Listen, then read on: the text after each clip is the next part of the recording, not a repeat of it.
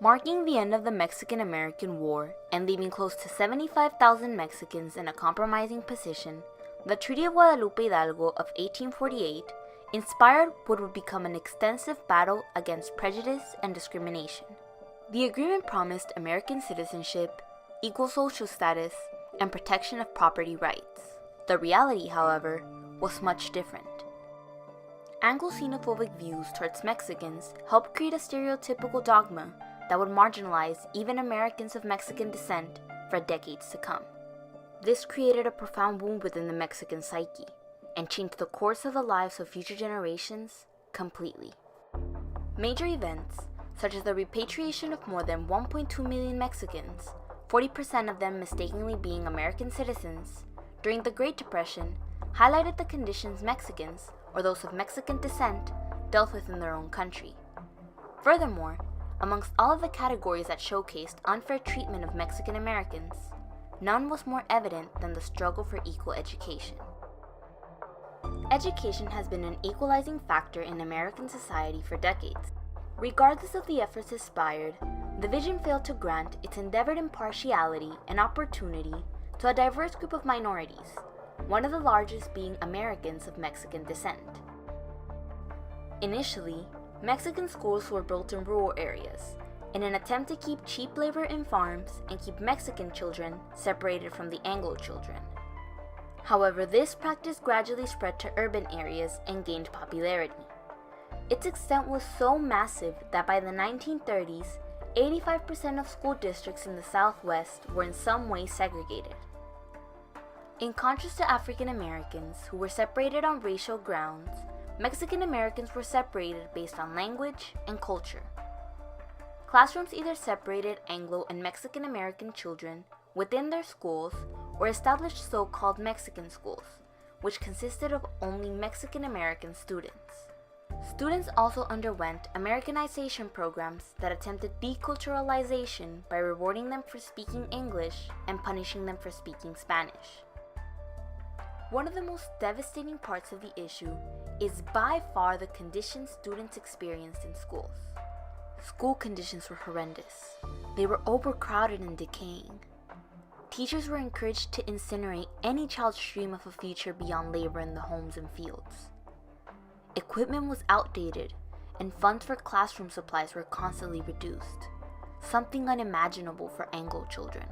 Pupils were not given the tools necessary to meet college requirements, and more than half of Mexican American students dropped out of high school and were behind compared to the white children their age.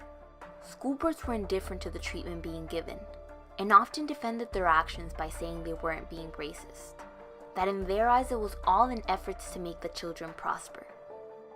This would make the struggle for equality for Mexican Americans in the classroom a centerpiece of what will be the Mexican American Civil Rights Movement, or El Movimiento. After what was a lifetime for some people, the fight for equal education for Mexican Americans began in the 1930s in Texas and California. Though the Mexican American struggle for civil rights is lesser known than its African American brethren, several factors are the same, such as the act of segregation in schools. Furthermore, although Mexican Americans were considered white, segregation was believed to be justified in an effort to assimilate them into American culture, as well as because of their English language deficiency. Nonetheless, legal court cases, the creation of organizations, and walkout protests demonstrated the desire of Mexican Americans to challenge their reality and seek equality amongst their American peers. The Mendez versus Westminster School District of Orange County 1946 case became the first successful federal court case against school segregation in favor of Mexican Americans. In its verdict, the state of California stated that the segregation of Mexican Americans occurred mostly because of language barriers and not because of race. Though California law did allow segregation of Black, Indian, Japanese, and Mongolian children based on race, it did not mention anything regarding children of Mexican descent. Federal Judge Paul McCormick ruled that Mexican Americans were racially white and should be admitted to white schools as well. He stated that the Equal Protection Act of the 14th Amendment provided protection of student schooling. Even though Mendez versus Westminster declared the act of segregating Mexican Americans unlawful, the practice of it in local school districts remained. Mexican Americans still suffered de facto segregation supported by society and not by law. This case inspired other cases that brought attention to the act of segregating Mexican Americans, such as the Delgado versus Bastrop Independent School District, 1948 in Texas. This lawsuit was supported by the League of United Latin American Citizens, LULAC, an organization that fought for desegregation in schools. However, even with a similar verdict as the Mendez versus Westminster case, schools in Texas found ways around complying with Texas law and continued their segregation based on language deficiency rather than race. Mendez versus Westminster, 1946, set a foundation for other segregation cases, including the landmark Supreme Court case of Brown versus Board of Education, 1954. Although Brown versus Board of Education's decision declared segregation unconstitutional, the response of local authorities to stop all forms of segregation waned. Seeing no improvements in their struggle for equal education, students formed community organizations and used their constitutional rights to protest for change. Some of these organizations include the United Mexican American Students, UMAS, which advocated for equal treatment under the belief that Mexican Americans, or Chicanos, should proudly show the history of Mexican community. Along with the Brown Berets, a Chicano activist group that played a part in the greater Chicano movement for other Mexican American causes, including education, UMAS participated in some of the most important protests of the Chicano educational movement, including the East LA walkouts in March 1968. More than 15,000 students from 5 East LA high schools walked out of school to protest unfair treatment by racist and unsupportive teachers, exaggerated punishments, and cultural discrimination by school district. The walkouts lasted about 2 weeks. Problems kept coming, as 13 students and community leaders were charged with conspiracy to commit misdemeanors. With time, all of the community efforts started by the legal court for equal education became institutionalized. Events such as these walkouts initiated the momentum that would allow Mexican Americans to force change. The struggle for equality has been elusive and considerably prolonged.